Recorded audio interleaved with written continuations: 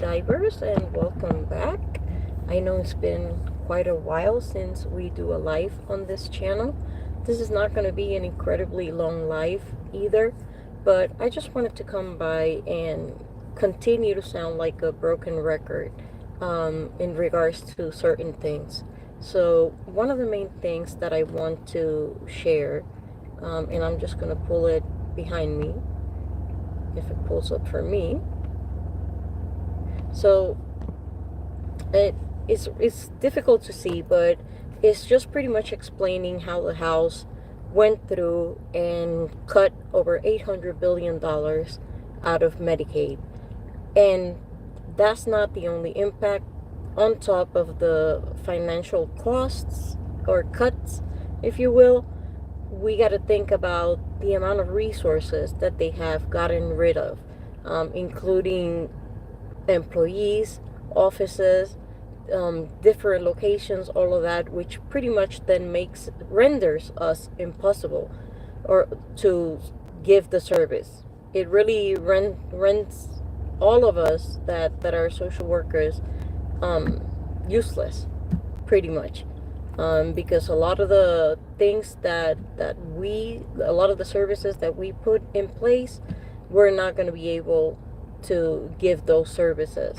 And this is something very serious. I mean, I know you're listening to the propaganda about welfare queens, about how people take advantage of the system, all kinds of stuff, that people are committing fraud, that people are signing in for Medicaid and Medicare fraudulently, and that's not the case.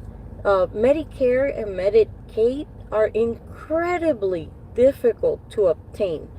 Number one, because you have to jump through so many hoops that a lot of people get worn down and they don't even bother. And in that same vein are the undocumented migrants.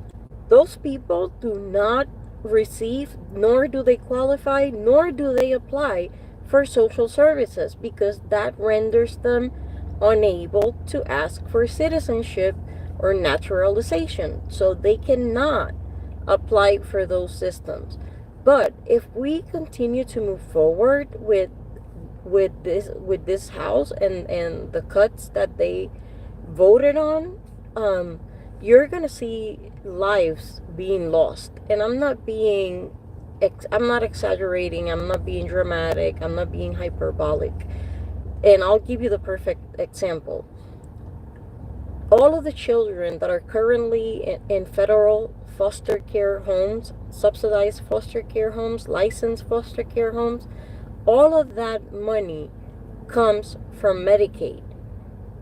The services that all of those children, disabled children, and just regular families with children with special needs, the occupational therapy, the speech therapy, the play therapy, the horse therapy, your school psychologist, your school social worker, your school nurses, most of them are paid through Medicaid, Medicare, and waiver programs, which with this cut, in the long picture, all of that stuff is going to go away.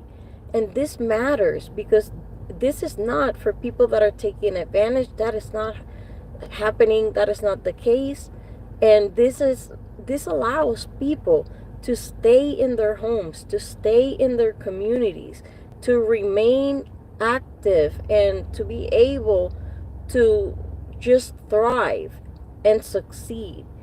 And that's all that those programs do. Those programs provide the funding so that those that are a little vulnerable can kind of like continue to thrive and obtain and have access to the things they need to do so. So again, you can't really see it. I'm so sorry. I should have taken the time. But if you're in North Carolina, the time to act is now to defend Medicaid. Hi, Princess Leticia. Thank you for joining my live, and please share, subscribe. It helps us build community to advocate for neurodivergent individuals, people with disability. So getting back to what we need to do is raise hell. What we need to do is get into good trouble. So if you're in the North Carolina area, you're going to be calling either Senator Ted Budd or Senator Tom Tillis.